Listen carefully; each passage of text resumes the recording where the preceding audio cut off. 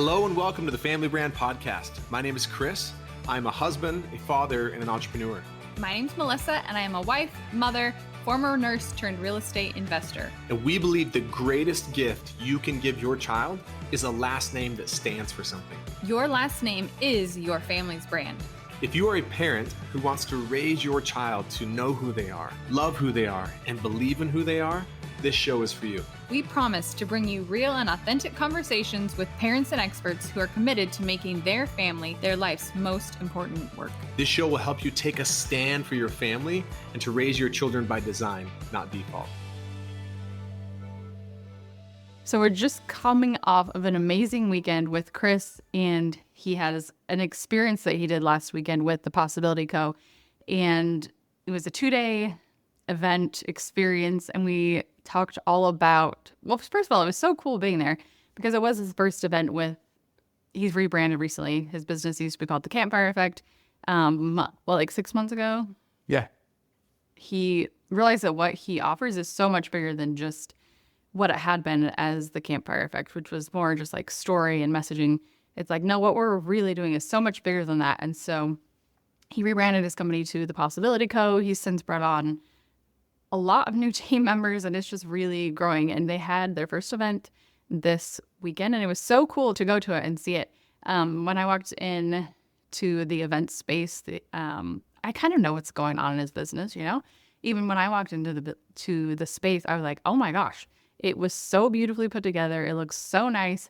And there was 170 people there, and Chris delivered for 2 days, some amazing content that really, really transformed the lives of people that attended and helped them see that more is possible for them in their lives. And so you can say more about that. But we teach the 15 and 16-year-old Sunday school class at church. And so I told Chris, we just had this amazing event, and it kind of fit into the curriculum for this week. I told Chris, let's talk about a lot of your content that you shared at the event. Let's talk about that today in church. And then come to find out, the next day, one of the students that had been in our class, they were telling other people, how it was, the best part of their week. And it was they call it a tender mercy moment. And she shared how that lesson really impacted her. And so I was like, this is such great content. We'd love to share it with you. I don't think we've ever shared it. We've probably shared bits and pieces here, but never quite, in one place like this. So we would love to bring that to you today. So Chris, can you, before we jump there, is there anything you'd want to add about your experience? Yes, thank you, Melissa, for attending and supporting me, and for the kind words. It was called the Ignite Possibility Experience, and we're going to do a lot more of them because it was so transformative. And even for us, I feel so blessed. I feel like I have the most incredible team of leaders anywhere. And just the leadership from the Possibility Co., our team, and how people showed up and how people owned things. I feel like I had the easiest job in the world. I got to just show up and present and teach and speak and inspire. And the team was just remarkable. And it really opened my eyes to a bigger vision of what's possible. And it's my favorite thing in the world to do is to speak possibility into people and to teach people how to speak possibility into themselves. And I think that's something that's kind of interesting. I think all of us would love to have someone who's consistently speaking possibility into us, breathing life into us in our dreams. And that's amazing. And you want to surround yourself with people, I believe, who are speaking possibility into you. And you want to distance yourself from people who are speaking limitation into you. And you don't have to wait for others to do it. You can also speak possibility into yourself. And that was a lot of what we talked about at the experience. And then we talked about that with our Sunday school class, right? These 15 and 16-year-olds who I think is just so critical at every stage of your life, but especially at that stage, because I think it's easier now than ever for kids especially to just allow the world to speak limitation into them and look on their phones all the time and compare themselves to others and find evidence for why they're not enough, why they don't matter, why they don't belong, why they're not worthy. And so we talked about this idea of what it means to really be bold and what it really means to believe in yourself. And is it okay to believe in yourself? Is it okay to really think highly of yourself? Is it okay to speak possibility to yourself? And it was interesting because most of the kids in our class, when I first kind of shared this idea of being really confident in yourself and believing in yourself and even being willing to say that out loud, And I asked them, what do you think of that? Like, how would you feel about that? And they're like, oh, I don't know. That'd make me really uncomfortable to like believe in myself. That'd make me really uncomfortable to say it out loud because I'd be cocky or arrogant or selfish. And then I gave them some examples of someone who might, stand up in front of a group of people and kind of do the opposite and say something like, well, I'm not that big of a deal and I don't matter and I'm not that important. I'm just doing my best. And I asked the class and I asked at the Ignite Possibility Experience, 170, entrepreneurs, what would you say about that person? What would we all say about the person who's like, I'm not that big of a deal. I'm not that important. I don't matter. Most of us would be like, oh, they're so humble. They're so unselfish. And most of us, what we would say about the person who stands up and says in front of a group of people, hey, I know I'm amazing. I know I matter. And I know I can help a lot of people because I'm amazing. I really love the analogy. I don't think you've ever shared it here before about the heart surgeon. I think it drives the point Yeah. home really well. So the way I usually set it up is like, let's say that unfortunately, you're, heaven forbid, you're going in for open heart surgery. And there's 2 different surgeons that are going to come in and talk to you, and you get to pick which one performs the surgery. And the first surgeon, we call it the humble heart surgeon. And let's say that he comes in and he's like, hey, Melissa, I know this is scary, and I just want you to know I'm pretty good at what I do. Haven't killed anyone yet. No one's died. Graduated about the bottom third of my class, but hey, they gave me a license, told me I could practice.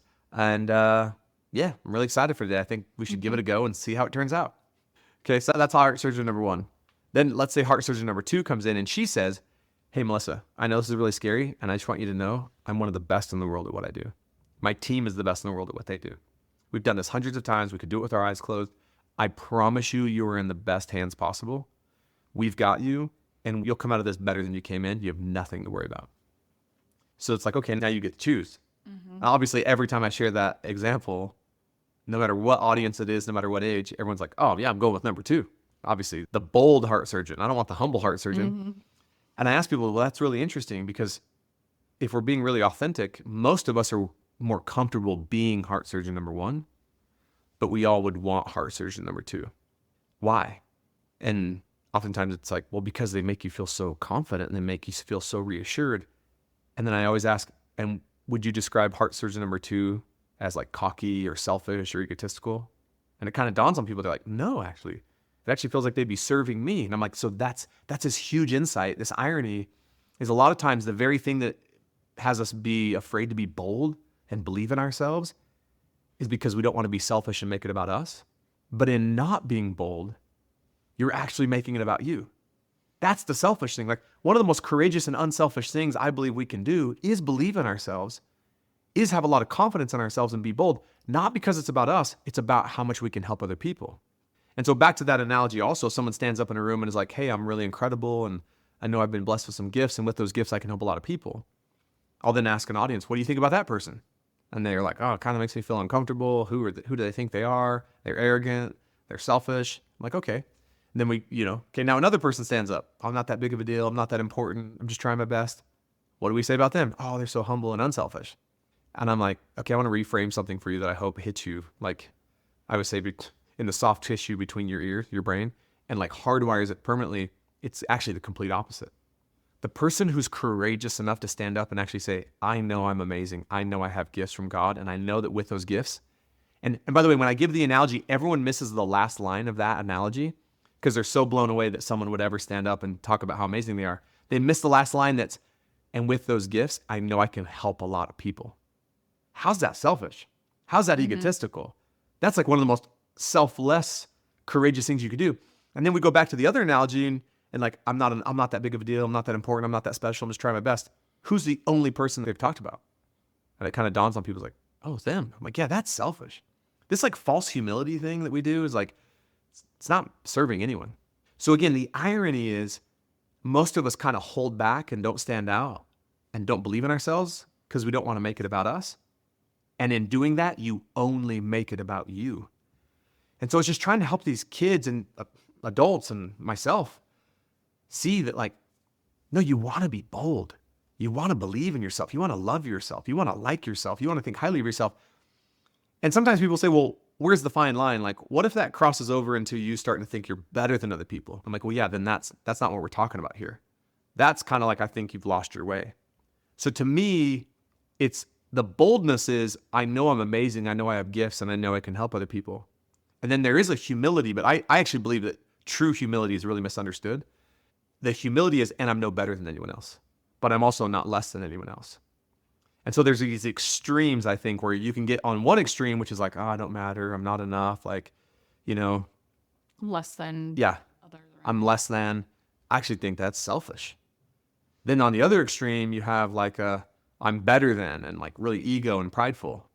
And I actually think it's like really right in the middle of like, no, I'm incredible. I have gifts, I have talents, and I'm humble enough to realize that those talents aren't about me, that those are meant to be in service to others. And then the other thing that I always ask people, and it dawns on people, it's just so fast. And I ask the class, I'm like, and which of the two people do you think is going to help more people in their lifetime more profoundly? Who really is going to make the bigger difference in serving others? The humble heart surgeon or the bold heart surgeon? The first person who stands up and says, I know I matter and I can help a lot of people, or the person who's like, oh, I'm not that big of a deal. And every time, even young kids are like, oh, of course, the person who's bold, that believes in themselves, they're going to help more people. And so I just think it's a lie we've been taught in our society and kind of bought into. It's like, don't believe in yourself too much. Definitely don't say anything about it ever, like out loud. And it's like, it reminds me of that Marianne Williamson quote, right? It's like, at one time I had it completely memorized, but something like, our greatest fear is not that we're inadequate. Our greatest fear is that we're powerful beyond measure. It's our light, not our darkness, that most frightens us. We ask ourselves, who am I to be brilliant, gorgeous, beautiful, talented, fabulous? And it's like, who are you not to be? You're a child of God. Like, your playing small does not serve the world. There's nothing enlightened about shrinking so other people won't feel insecure around you. You're a child of God. You were born to make manifest the glory of God that's within you. And it's not just in some of you, it's in everyone. And as you unconsciously let your light shine, you give people permission to do the same. Like, as you're liberated from your own fear, your presence automatically liberates others. That's something of how the quote goes. You're so fun. I love that you just can like drop that in. And it's so true. Like, you really want to flick on your light. You really want to believe in yourself, because your light flips it on in others. As you're liberated from your own fear, it sets people free from theirs. And not everyone, though.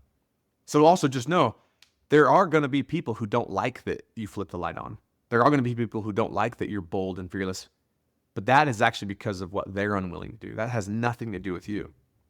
So your boldness and your light will inspire the people who want it, and I would say even need it. And it will confront the people who aren't willing to like go there yet. And that's okay too. But like, and when people try to dim your light, that's when you got to be like, hey, you know what? I know that's more about you than me. No thanks. Like, I'm not dimming my light.